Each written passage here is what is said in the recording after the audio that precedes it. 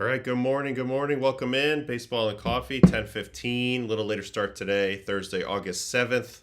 I'm going to get right into it today. I got a couple topics. Actually, I have more than a couple topics I want to get into. First thing we're going to look at, of course, is David Bednar saving the Yankees' butts last night with a 5-out save. And a huge performance that I want to break down and get into and really watch and see how he went about it. We had an Immaculate inning last night, which I'm jealous of since I did not have any of those. We're going to look at Junior Caminero a little bit, who hit his 30th homer, 22 years old, 30 pumps in the big leagues. It's very special. We're going to do a Ohtani check-in on his pitching. He finally went 4 innings. He did that Little League trick again where he pitched really good and hit a homer. His team did lose, but a very Ohtani type game. And then we're going to watch a crazy play that was a triple disengagement pickoff balk play. My friend Tyler Anderson was on the mound. Chandler Simpson was running. Chaos ensued. Eventually, it resulted in a balk, one of the weirdest balks you'll ever see. But those are the topics. It's still the same coffee. We're still drinking our coffee out there from Pincrest, California, the Mountain Blend. Very, very good. We're going to run through these beans till they're gone because I think they're that delicious. But what I do think we need to do right away, obviously, because it's the first thing we do every day, is we need to check these standings. So let's head on over to the main screen. We're popped up on the wild card spots, so let's switch that up. And let's get my iPad in front of me. Toronto destroys the Rockies yesterday. Oh, this is not right. This needs to be reloaded. Yep, Toronto destroys the Rockies yesterday. They actually set some sort of crazy franchise record for most runs scored in 3-game series at Coors. And they remain 4 up on the Red Sox. Yankees 6.5 back. They did win. Red Sox finally had their winning streak snapped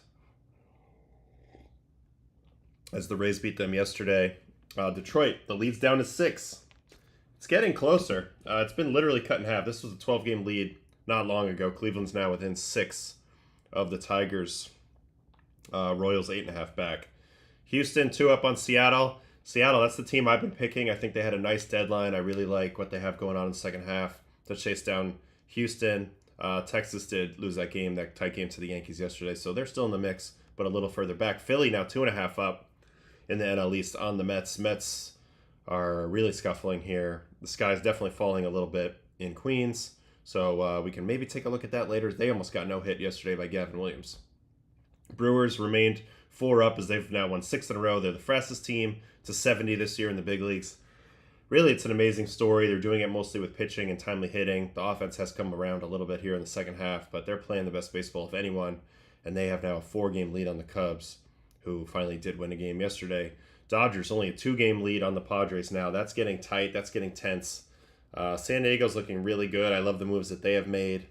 And the Dodgers are kind of still spinning their tires, so that is the quick update on everything from where we stand as we head into this Thursday. There's only a few games on the schedule today, so that's, that makes it a little bit less fun. But there's so much to get into, and we have to start with this David Bednar 5-out save. So let's head on over to yesterday's game, Yankees and Rangers. David Bednar, 42 pitches. So right off the jump, that already stands out. If you look at his usage recently, it's not like he had a whole bunch of days off before this. This is more of a give me the ball and see what I do with it situation. And there's a lot riding on this. This is your first impression with your team. This is only your 3rd outing with the Yankees. Obviously, it's the biggest stage you can be on in the sport. Devin Williams struggling. Yankees looking for answers. And they needed somebody to step up, and it was David Bednar. So he comes in this game in the 8th inning, and he does walk this leadoff hitter, Jock Peterson. But let's watch his outing and see how Bednar got this job done. His first offering now, earlier in the year, when I looked at Bednar and kind of why he has had his turnaround, I noted that he's gone a lot more to his curveball. The curveball has kind of flipped usage with the splitter this year and has become the number 2 pitch behind the fastball. I think this is a good choice, mainly because of the speed differential. You can see here the curveball, 77.8 miles an hour. When we see a fastball, yeah, it's a lot faster than this. It's 90, almost 97. So you're talking a 20-mile-an-hour difference. And that's why I like the curveball. So let's see how he goes at going at Jock here. He did have count leverage here. He got ahead of him 1-2. The new relievers for the Yankees Had some problems. That's in the dirt. So 2 back-to-back non-competitive pitches sends him to 3-2. Bednar ready again. The payoff pitch. And that's high. Then he ends up missing high with the The curveball. So tying run is on in the 8th. gets ahead, immediately kind of botches this at bat and walks Jock. So we got some guys on base. This is a 1-run game, and things are about to get hairy, but this is where Bednar really kicks it into high gear. He's got Higashioka here on this spot. And he'll take 95 away. before getting his call up to New York. 1-0. 95 perfectly painted on the corner. Very good catch by Ben Rice. Stint in the minor league. Now his 1-1. Sticking with the heaters, it looks like, against Higgy. Fouled away. Up away, he's late on that, so he gets to the 1-2. The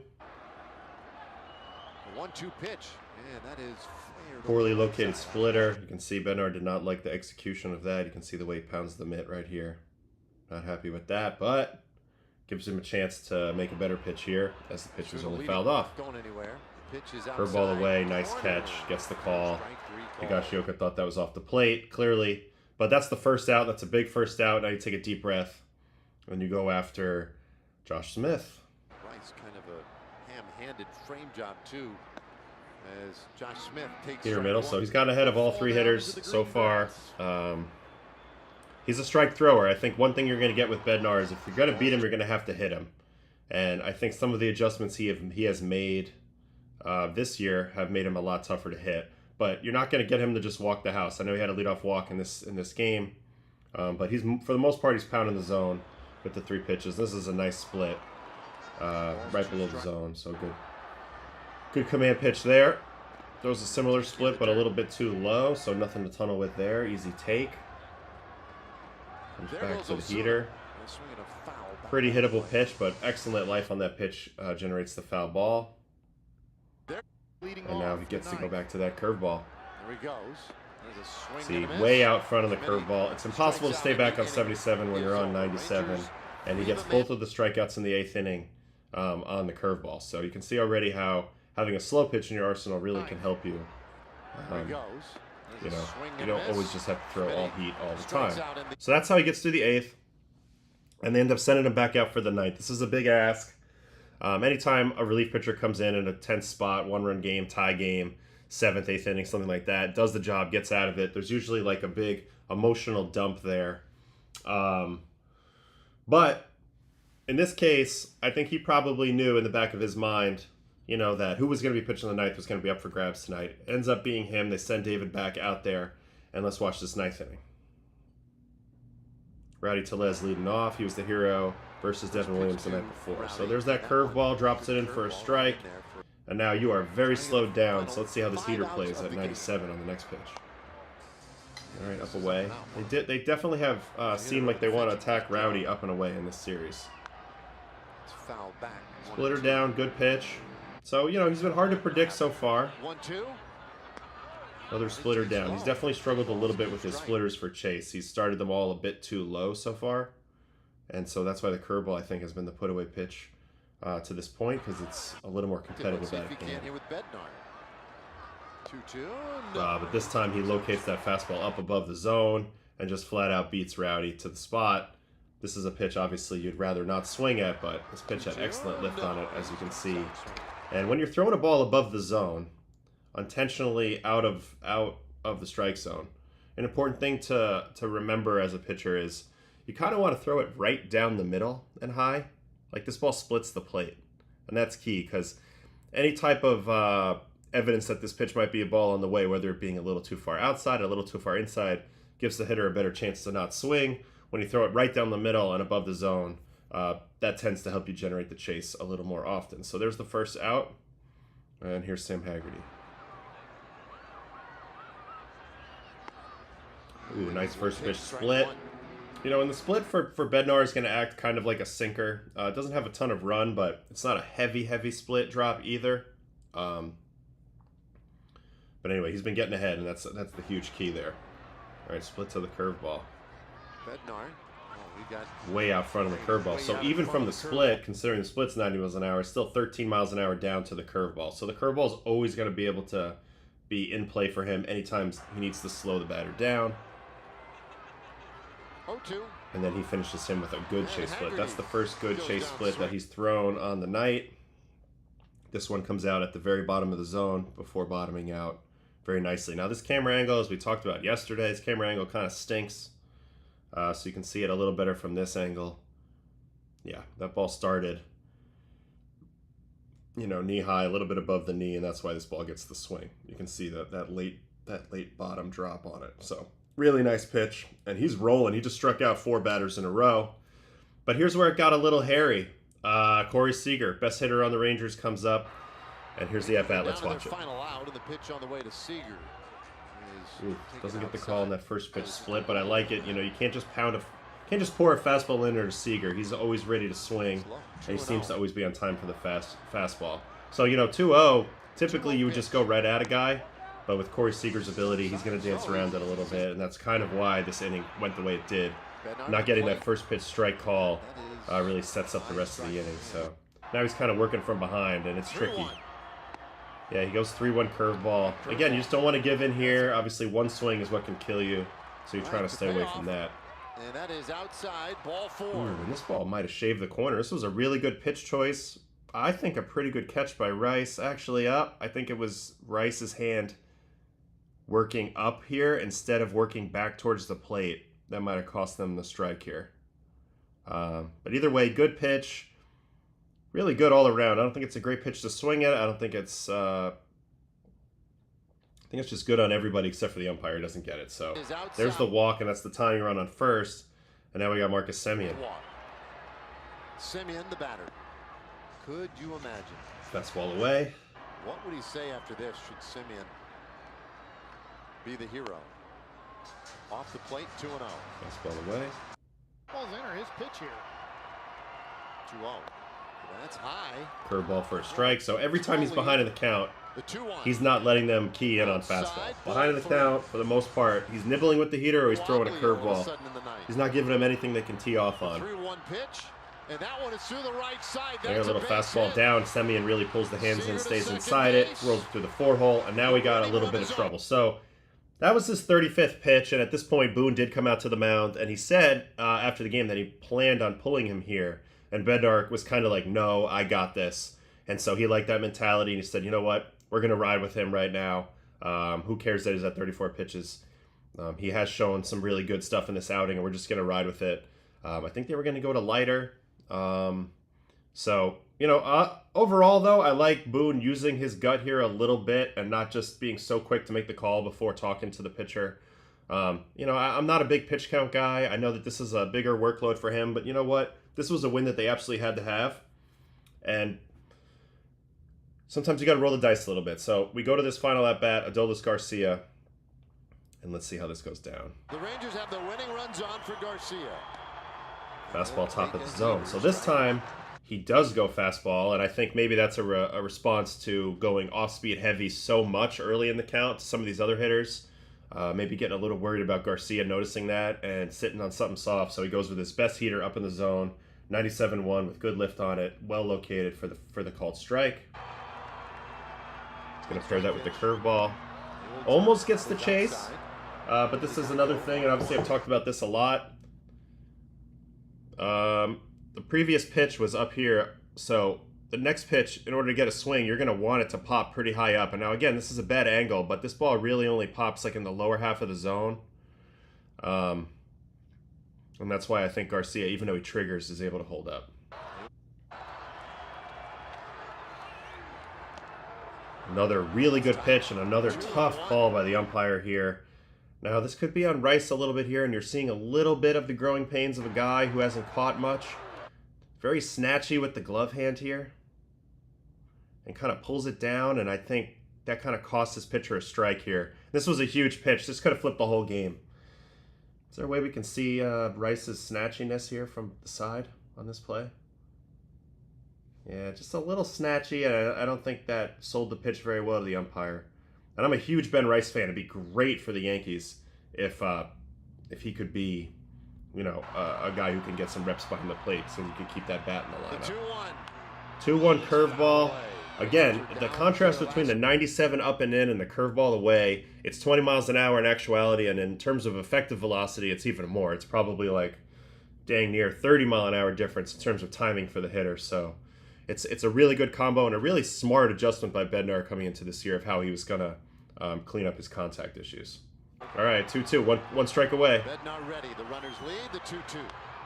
Goes for the heater up, leaves it a little bit too much in the middle of the plate, and that gives Garcia a chance to foul it off.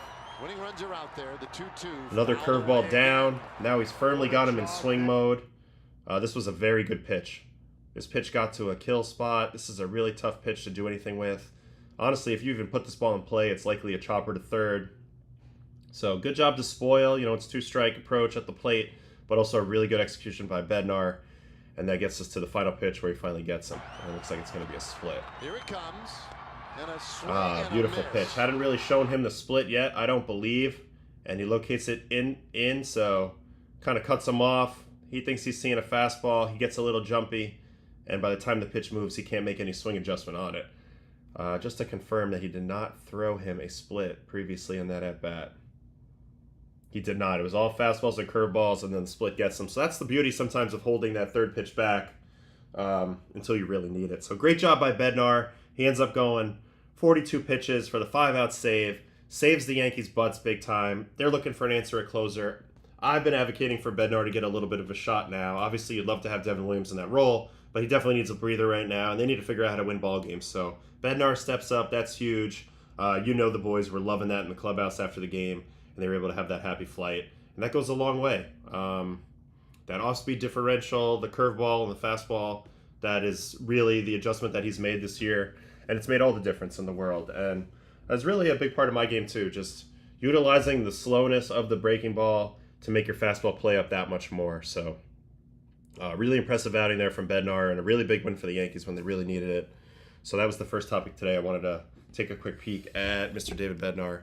That's a really good job yesterday for the Yanks. Let's get into the chat for a second. Do managers let you stay in often if you want to?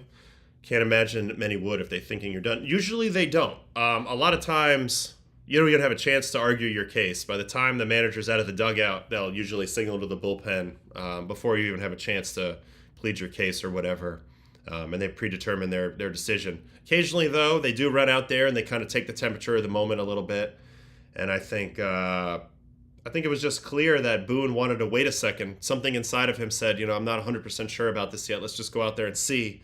And Bednar, to his credit, I don't think he ever considered coming out of this game. He didn't even see Boone coming. I think he had his back to him when he ran out there, and he was fully preparing to get that out. He bent a little bit, but he didn't break, and that's the big key for a great reliever. All right, what else we got in this chat?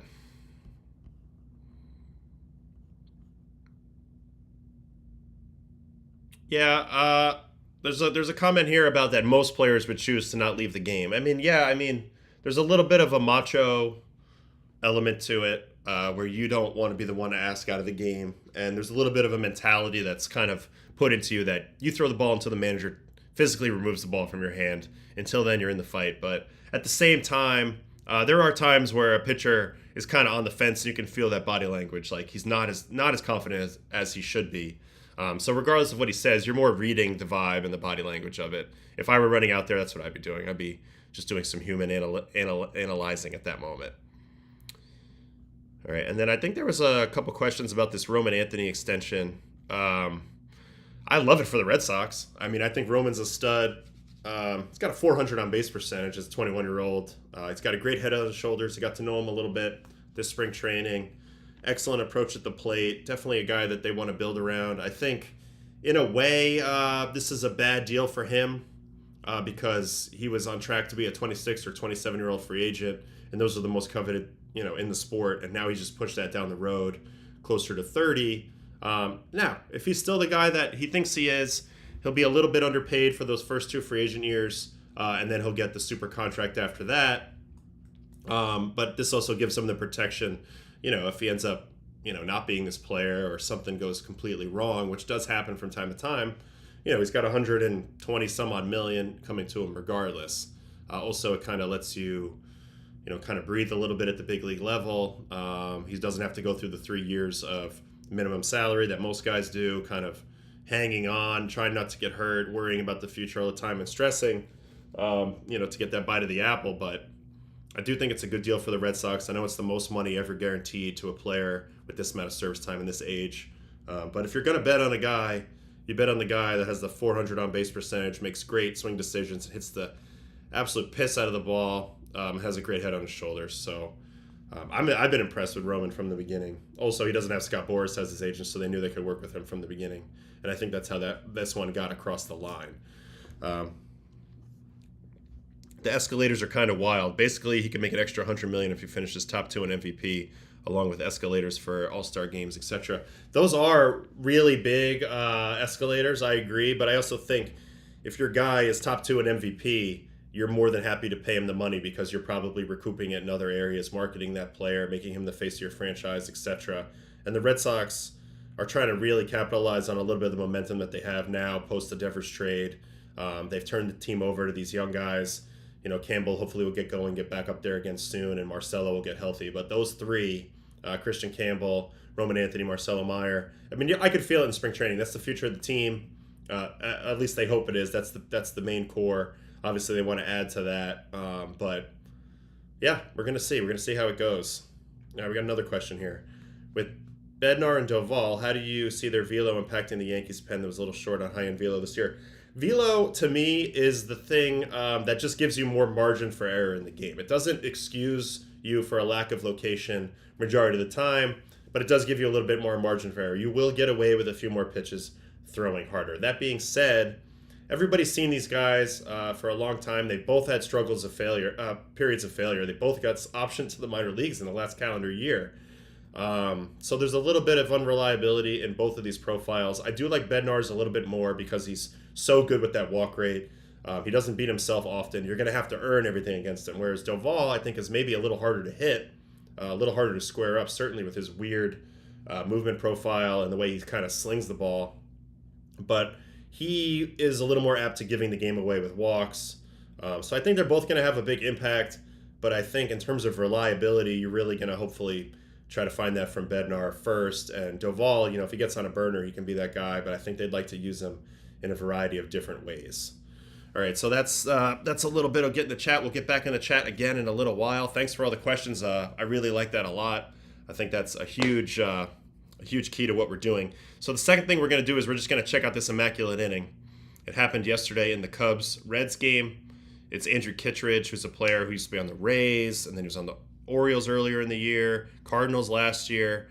Very good pitcher, very good reliever. Always been a fan of his. And he actually got booed a couple days ago at Wrigley for being basically the guy who got traded over and struggling. And then how does he respond with an immaculate inning? And I'm extremely jealous of this because I've gotten to the 0-1 count of the third batter and never further than that. And I always really wanted one of these on my resume. I wanted an immaculate inning really bad. Struck out the side on 10 pitches plenty of times, but 9 pitches, 3 strikeouts is elite, so let's watch it. And a lack of effort, meaning these guys, they have been putting in a lot of the work. So well, right away he gets a call on the first pitch, so you got to get a little lucky, I think, as well to get an immaculate. But it's a nasty sinker-slider combo from Kittredge. So 2 sinkers in, which is probably going to set up the slider away. Swing and a miss. Austin Hayes completely screwed up in that at bat because this pitch actually doesn't even really start on the plate. But I guess after the 2 sinkers, he's thinking this ball's going to run back to the plate, and then he's just got no shot. And Kittredge, you know, it's a 91 mile an hour slider. It's super nasty, so this is going to happen from time to time. All right, let's watch the second. He actually threw the ball well yesterday, made a couple mistakes. Sinker middle, taken all the way. Another sinker to a lefty. Let's see where this one goes. Oh, well done. Painted, dotted down and away, so it gets to the 0-2, and then is he going to go same combo again? Sinker, slider? Yep, and this was a great slider right below the zone. Perfect tunnel off the last 2 sinkers, which were middle, and down and away. And look at that thing plummet. That's a true slammer right there. Negative vertical break, and then the third batter, Tyler Stevenson. This is a tough guy to strike out. Here's Stevenson. Sinker in. Great catch by the catcher. Another generous call by the blue. Sinker in again. Is he going to go with the slider? Yep. So all 3 strikeouts. Sinker, slider. Sinker, slider, and see ya. There it is. Immaculate inning. That's got to feel good, especially coming off of a tough outing. And Kittredge is a funny one. If you watch him from the side, I think somebody said that this guy just looks like my drunk uncle throwing wiffle balls at the family barbecue. And now that they've said it, I really can't unsee it. I mean, you couldn't be any more relaxed and laissez-faire with your initial delivery with that shaggy beard, kind of looking like you're not even paying attention. But he brings the thunder at the end. He's got really good timing in his delivery. He does start very coiled, but look how relaxed he is in the delivery. It's like he's going to throw a knuckleball here or he's throwing BP. And when you're trying to throw hard, don't forget, you got to stay loose and stay loose and free as long as you possibly can and resist that tension too early. And then what does he do? He just brings it all at the very end with really good timing. The hips open, the arm kind of drags back, and I think that's why he's had some shoulder issues. But it works really well in this situation. Gets that big expansion over the torso and slam home. So there's Kittredge. Immaculate inning. Definitely jealous about that. Even though he got a little lucky with some of those calls. Yeah, exactly like I said in the chat. He got 3 50-50 calls, got to catch a break or two for Immaculate inning, exactly. He caught some breaks there. But you know what? Immaculate is immaculate.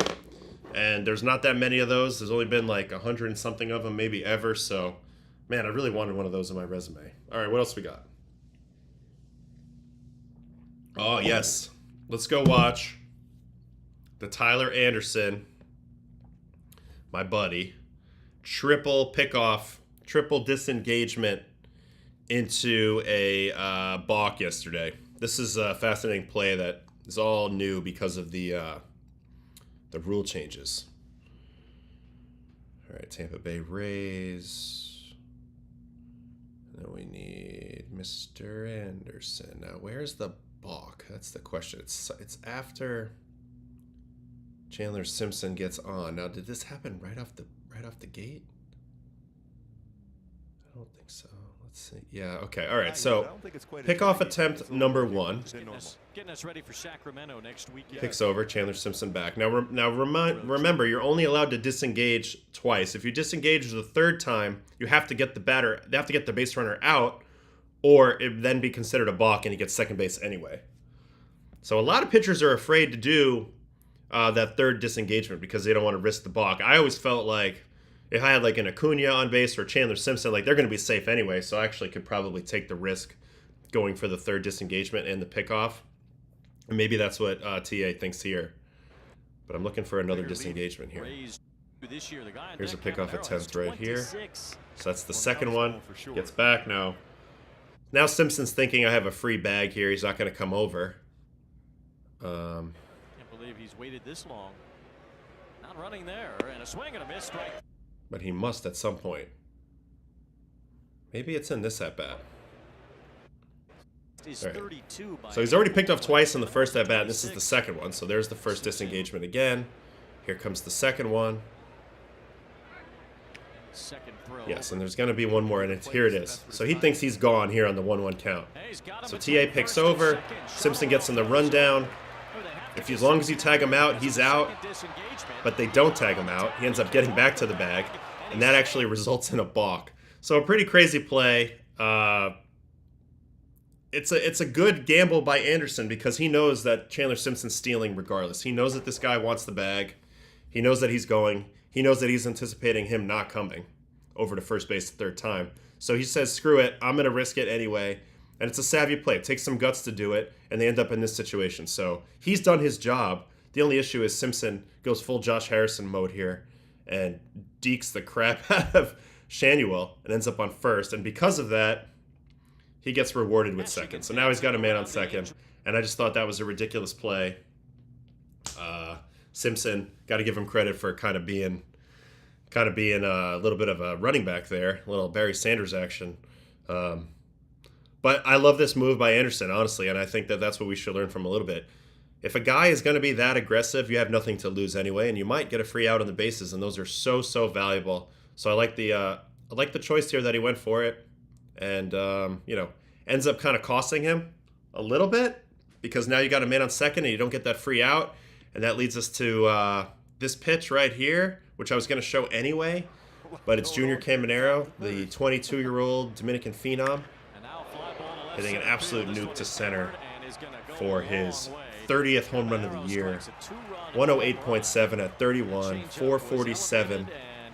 I don't know if anybody ever saw the clip of him hitting the home run in Santo Domingo to basically win the Dominican League this winter.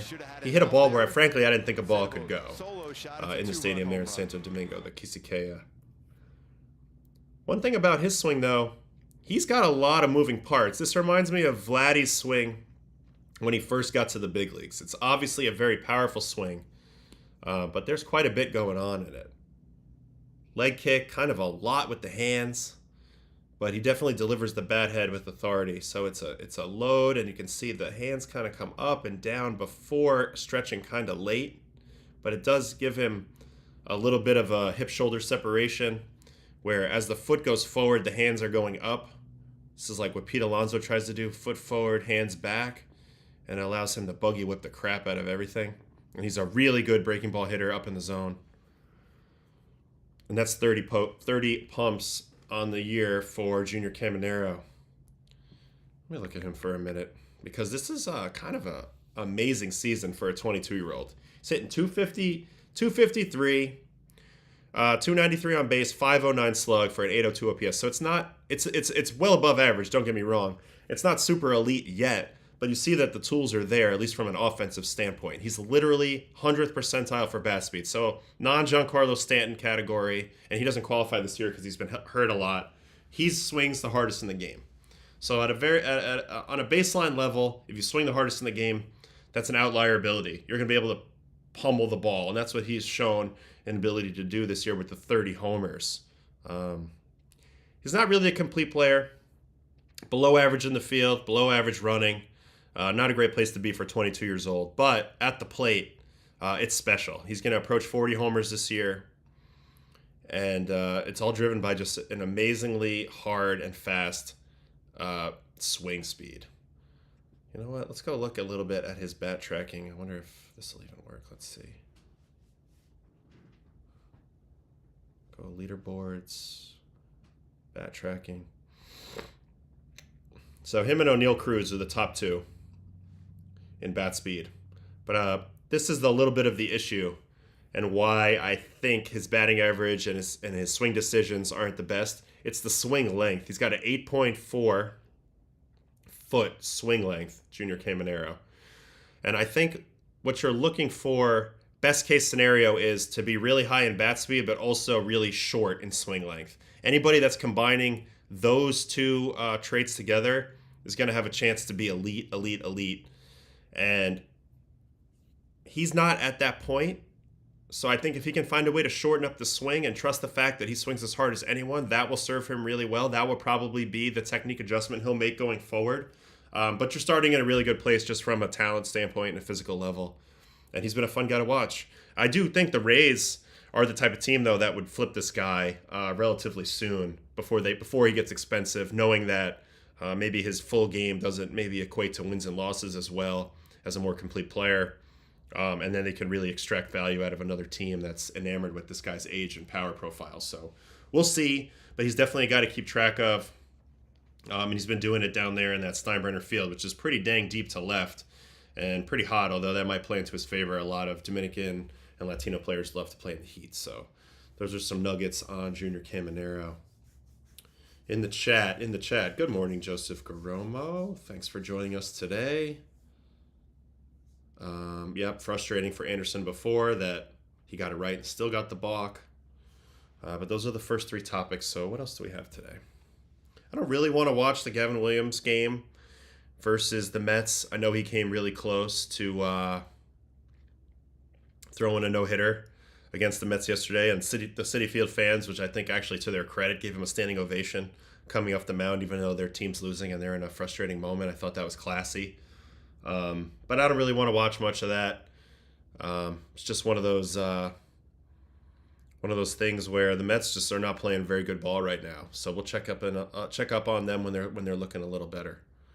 Okay, so I think we should check in on Ohtani on the mound. Ohtani finally got to 4 innings in his outing yesterday. He also hit a homer, so this is that little league trick that Ohtani does that nobody else does, where he essentially is the best hitter and the best pitcher on the field in the same game. But they did lose this game. But I do want to check in on Ohtani real quick. Let's just speed watch his outing and see how he looks. It's crazy that he still throws so hard. There's been no effort to minimize the velo for health reasons. This is a really nice play to lead off this inning in left field. 98-4. His first batter at Dodger Alex Stadium. Call, that's the new guy they got from Washington. That's what he's there for, defense. All right, Shohei here. It was a good one that he made. Sweeper. Herrera. This is his best pitch, or has been his best pitch the last few years. Nice play by Pajes. And why is that his best pitch? Well, it's above average velocity-wise at 83 and above average movement-wise at negative 15.7. So combination of those two things make this a tough pitch to hit, tough pitch to lay off, and all the good things if you're a pitcher. Here's his first strikeout. First steps aren't always... Alex Burleson, 100-mile-an-hour pitch. Strike three, 98, 99, 100. Now, I know he's been hurt a lot, and I'm not going to speculate on why, but he's got such good flow in his delivery. It's such a rhythm. There's almost like a counting, like it's a 1, 2, and 3. Strike three, like a three-part delivery, really good rhythm and flow, and it allows him to repeat very, very well. All right, he's going to punch his friend Lars Nootbaar out here. At what it's like to be Ohtani in The heater up. And I get, Looks like he's getting pretty low right now. Look how low Shohei is here. So that's going to make that heater play up even more in the zone. I'm actually curious if we can look at Ohtani pitching. So he's at 34-degree arm angle. Where was his arm angle before? Yeah, he used to have a higher arm angle. He was as high as 45 degrees in 2020 and 2021, and now it's steadily declined. A lot of people have been speculating that a little bit of a lower arm angle could help keep guys healthy. So we've seen a lot of people trend that direction. But also at the same time, that 34-degree arm angle is going to allow him to release a little lower. I think it makes his four-seamer play up a little bit differently up in the zone. So that's a good place to be. All right, back to the game. So that was the second punchy. Here's a fly out from Mason Wynn. what we've got. This is the bullet slider. So this is his alternate breaking ball. It's like a cutter, a slider. Pretty good contact here as well, but the baseball gods love Ohtani, so can of corn. Nolan Gorman. He's going to strike him out on that tighter slider. See if he gets it below the zone. Yeah, wow. This pitch was nasty. This pitch went straight down. Just a little surprised Gorman swung at that, but Ohtani will certainly take it. Third inning, got to pop up out of Jordan Walker. Back here in Los Angeles. That's that sweeper, gets that weak contact all day long. Easy pop up. Oh my God, what a panic! That's a Gold Gloves infielder right there too. Oh, what a helpless feeling for a fielder. I mean, you can see the panic on Rojas right here. He's like, "Oh, I need to use my glove. Oh boy, I'm in trouble." Wow, you never see a guy like that good look that bad, but. Anyway, it doesn't affect Shohei. Comes right at the next guy. 100-mile-an-hour strikeout. Fastballs by Pajes. And then Victor Scott. Victor Scott's gonna get out on another fastball. So Shohei's getting a lot of outs with the fastball in this game. Second for Rojas. That one's easier to see. Tends to use like a sweeper early, fastball late approach, which I think is a good approach. And then he'll finish the third inning with a strikeout of Ivan Herrera. This is on the tighter slider. The tighter slider, this pitch here that he's been throwing a little bit, it's really effective when he gets it below the zone. And that's where he gets it there. So that's where you're going to want to see him. When he's going to use the sweeper to expand, it's going to be all outside. When he uses the tighter pitch, it's going to be all below. So nice job there. Gets out of that side. And then the fourth inning, he finished with a flurry with striking out the side. So first time he gets through 4. I don't know what their end result goal is for Shohei. I think they're building him up at his pitch count very slowly. But they're going to need him as they're now only 2 games up on the Padres. Another strikeout. Burleson has not looked good against Shohei in this game. Had 5. He's going to get Nootbaar. Shohei Another one of these tight sliders. He does the same here. He has such good drop on it. Man, he's so nasty. It's incredible to be this good. First time he faced him. He does the same here. Lars swings way over that. And then he's going to get his final batter, Mason Wynn, swinging at the sweeper. Hit a home Beautiful run execution. Strike, strike, strike, ball. Shohei with a little fist pump action here. Hit a home run and strikeout 8. That was interesting, to say the least. So here's the delivery from the side. You know what? Let's find a fastball, though. Yeah. Here's the delivery from the side. Let's watch Shohei a little bit.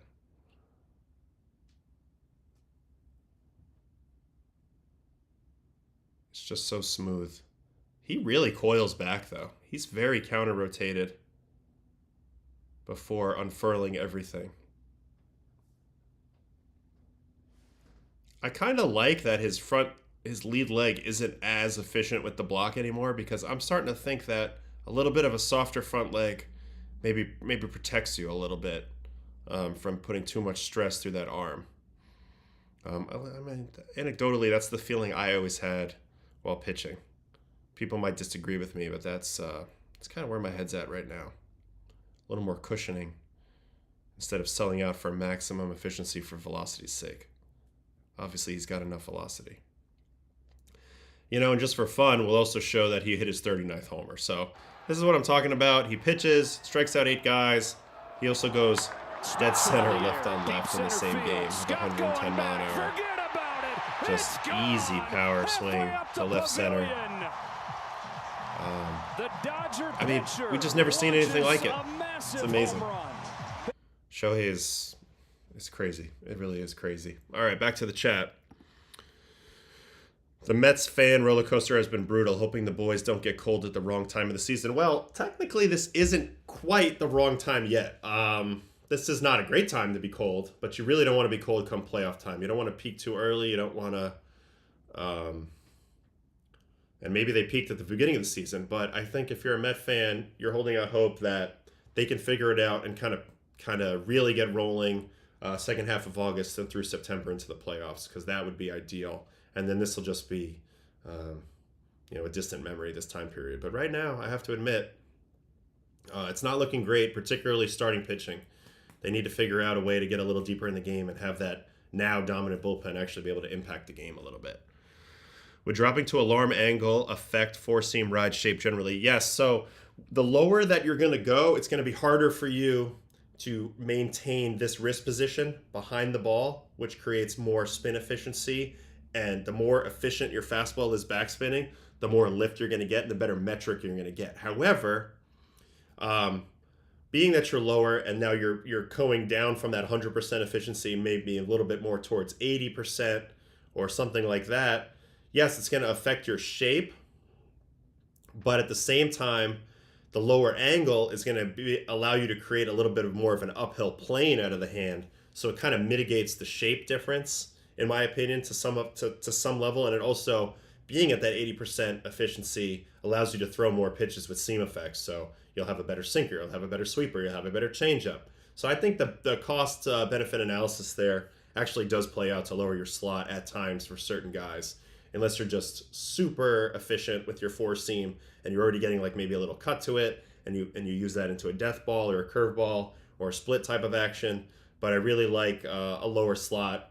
In my opinion, I think it keeps you a little healthier, but I also think it gives you more pitching options and different ways to go about it. And even though your quote unquote metric, your vertical approach, your vertical number on your four seam is technically lower, it can still play really good up in the zone because of the new angle you're creating. How would I pitch the Shohei? Well, not very effectively. I did strike him out one time. I think the biggest thing with him is to get him hunting that fastball. So what I always did was I actually kind of went at him a traditional way. I would go at him with fastballs early in locations that I didn't think he could get there without cheating. And then once I got him sped up, I could go breaking ball in the dirt. Let me see if I can actually find an Ottavino versus Shohei strikeout, because I think that would be fun. So let's go Red Sox, Angels. And we got to go back to 2021. And it's Angels at Red Sox. I bet it's this game. Yep, Ottavino versus Shohei. Let's watch it.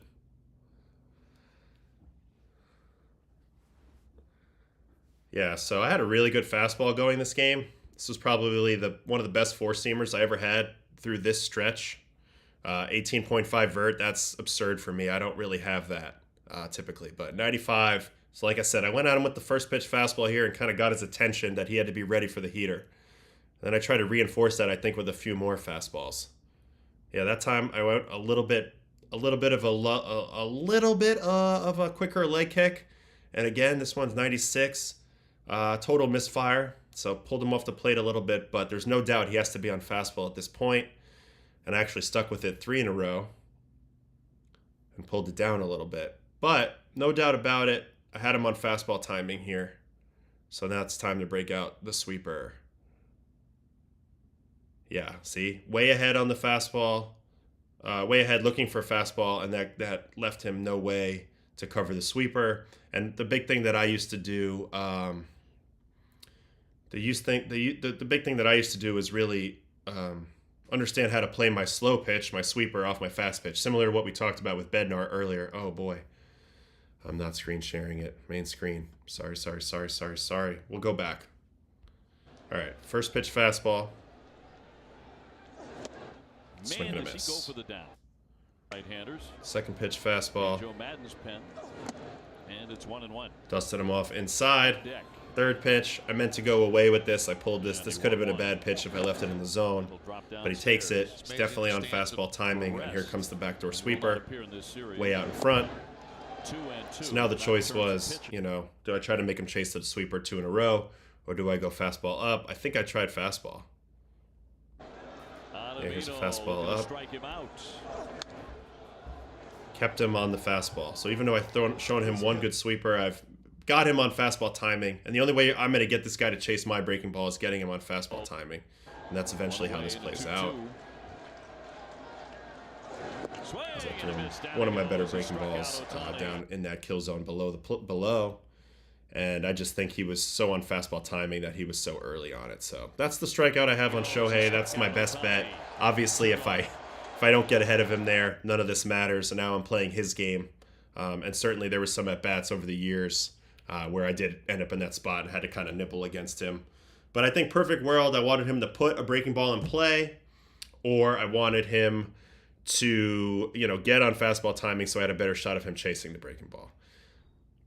What do you mean without him cheating? How would he cheat? What I mean cheating is like when a guy's throwing a fastball and you have to beat it to the spot, it just means starting your timing earlier, and that's what we mean by cheating. Like, it's not cheating in terms of breaking the rules. It's cheating in terms of his anticipation is making him try to get ready extra early to hit my fastball, thinking that he thinks he knows what's coming, so he's going to go ahead and set his timing, in that manner to hit that pitch. And when you have a really good fastball and you can throw it inside to a guy, they have to quote unquote cheat to get there. They can't just go from their neutral normal timing spot and still beat you to that spot. So sometimes when you get their attention, it forces them to quote unquote cheat.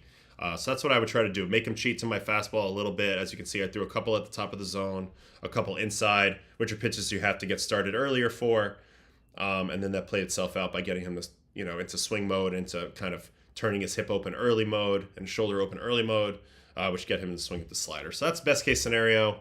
But the truth is, this guy's really hard to pitch to, and if you don't get ahead of him, you're in deep, deep doo-doo out there. So that's going to be the biggest thing. All right, back to the chat. How did you get MLB YouTube channel to live stream your baseball and coffee show? Well, I pitched this whole show idea to MLB from the beginning. I knew that I needed their technology. I needed that app to do what I wanted to do, to be able to bounce around the games and kind of bring this type of content to the masses. They like the idea. They've seen that they've been a little bit more open to ex-players and current players and their brands, and trying to get them to do some things a little bit different. I pitched to them that they don't really have much of a YouTube presence, so it'd be great if I could stream on their channel at least once a week.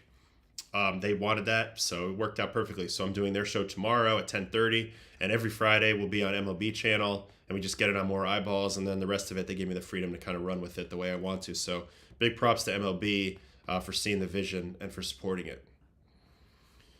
All right, I think that's it for topics today. This app is called the Dugout app. It's not a public app though. Sorry, it's not publicly available. I don't know if it ever will be. But this is what the players use in the dugouts and in the bullpens during the game to kind of review their at-bats. And usually the teams load up a lot of information on these devices as well. Other scouting type information.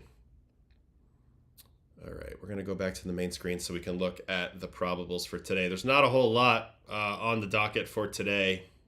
It's only 4 games, I believe. We got the A's and the Nats, 12 o'clock today. Jacob Lopez, Mitchell Parker, so 2 lefties on the mound there. We got the White Sox and the Mariners, Shane Smith, Logan Gilbert. Love watching him. And then we got a fun one today, Reds and Pirates. Reds are trying to make that push, trying to stay in this thing, and they got to face Paul Skeens today in Pittsburgh. So that's a tall task, because Skeens is just like, I keep waiting for him to have a game where he just like doesn't have it and just walks the house, and it just simply has not happened, which is so impressive. And then we got Yuri Perez and Carlos Carrasco. My guy, Cookie, getting his second start for the Braves, going against the Phenom, Yuri Perez, in Atlanta. So that should be a fun one.